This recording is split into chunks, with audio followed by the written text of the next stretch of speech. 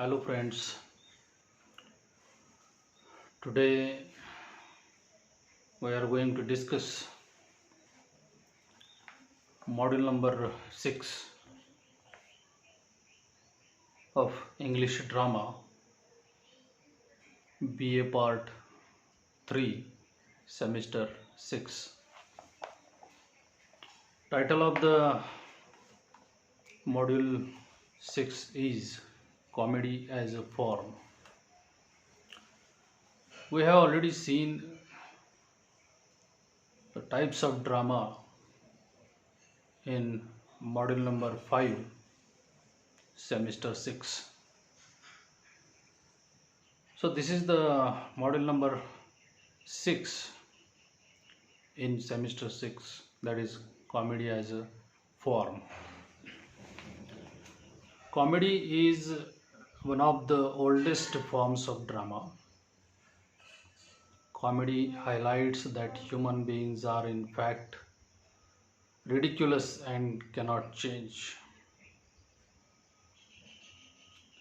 In ordinary conversational English, the words comedy and comic are used for anything that is funny or laughable. When we speak of a comedy, we generally mean a play which has a pleasant atmosphere and a happy ending. Generally, what comedy means is the incidences, the happenings, the events we see, and after seeing that events and incidences, we laugh. That is a comedy. Sometimes we listen, sometimes we hear some jokes from others and we used to laugh loudly. That is also a kind of a comedy. You might have known about the great actor Charlie Chaplin. Without speaking a single word, he tried to entertain people with comic actions and giving some moral lessons to the audience. So since then, there are many actors worked as a comedian in the movies. But comedy is one of the types of English drama where the end of the drama must be in a happy mood. Overall atmosphere in the drama must be a pleasant one. According to Aristotle, who speculates on the matter in his Poetics, ancient comedy originated with the Komos, K-O-M-O-S, a curious and improbable spectacle in which a company of festive males apparently sang, danced, and cavorted rollickingly around the image of a large phallus. And if this theory is true, by the way, it gives a whole new meaning to the phrase stand-up routine. What Aristotle says in his Poetics is all this about the comedy. The linking of the origin of comedy to some sort of phallic ritual or festival of mirth seems both plausible and appropriate, since for most of its history from Aristophanes to Senfield. Comedy has involved a high-spirited celebrations of human sexuality and the triumph of Eros.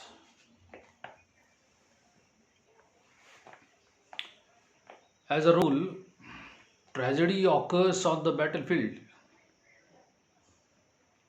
or in a palace's great hall. A more likely setting for comedy is a bedroom or bathroom.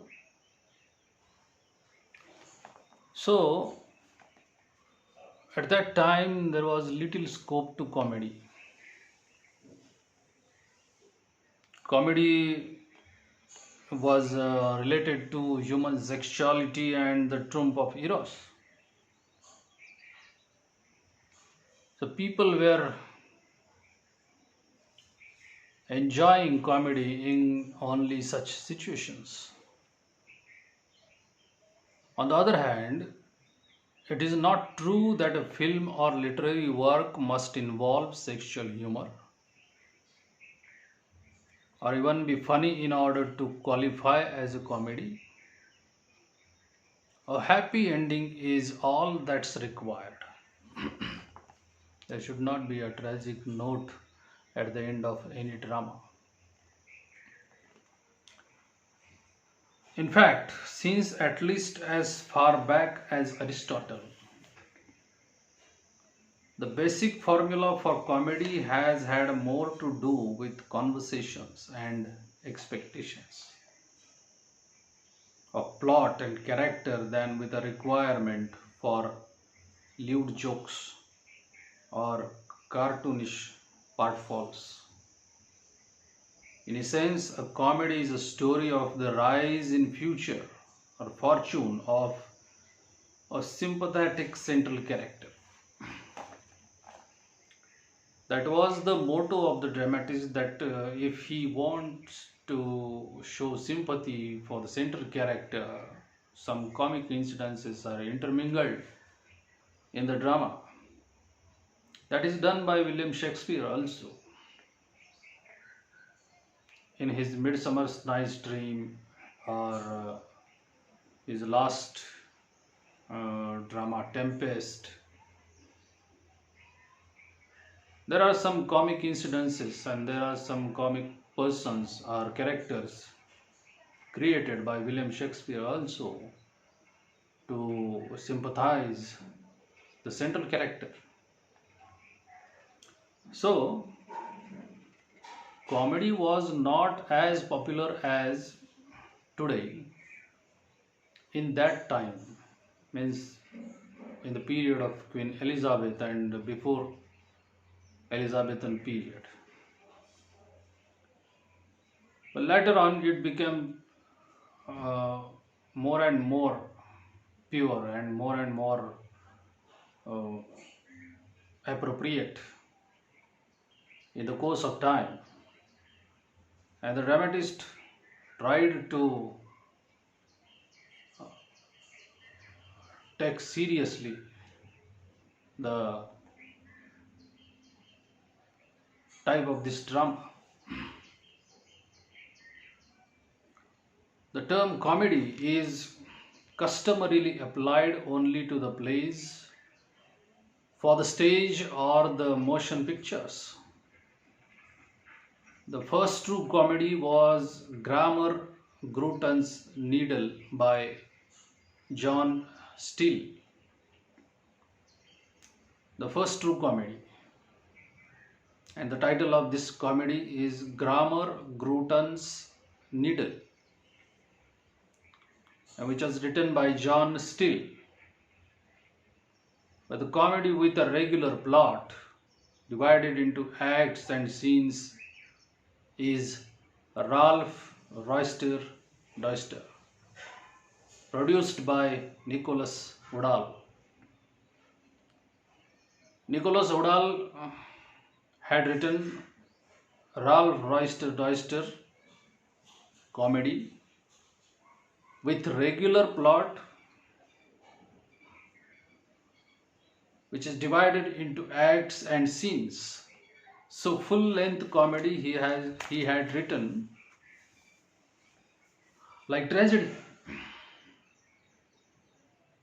Like tragedy, comedy may also be either classical or romantic in the form and design.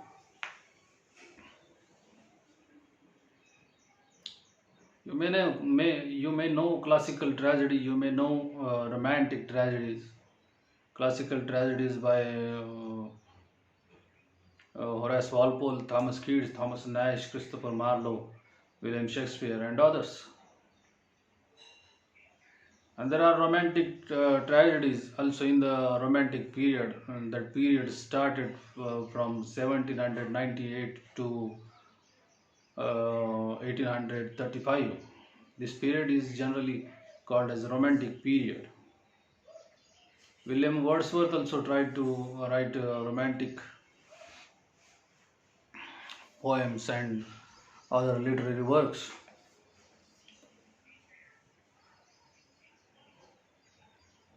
The comedies which observe the classical rules are called classical comedies, and those which ignore the classical rules are called romantic comedies. The classical form was adopted by Ben Jonson and the Restoration playwrights, and the romantic by Shakespeare and the university wits. There is a basic difference between classical and romantic. There are some rules and that are identified as a classical. There are some restrictions and bondages. You have to write in a particular framework. You have to write in a particular frame so that your work can be identified as classical work. And in that classical work, here is the name of dramatist Ben Jonson. Walpurgi, the title of his drama. And there are some Restoration playwrights also. And the romantics by Shakespeare and university wits. There are university wits, I have told you before a few seconds ago. And the names are Thomas Kidd, Thomas Nash, Thomas Lodge, Christopher Marlowe, and others, Robert Greene, etc. So these are the university wits who tried a romantic pattern of the drama. So comedy is definitely a type of drama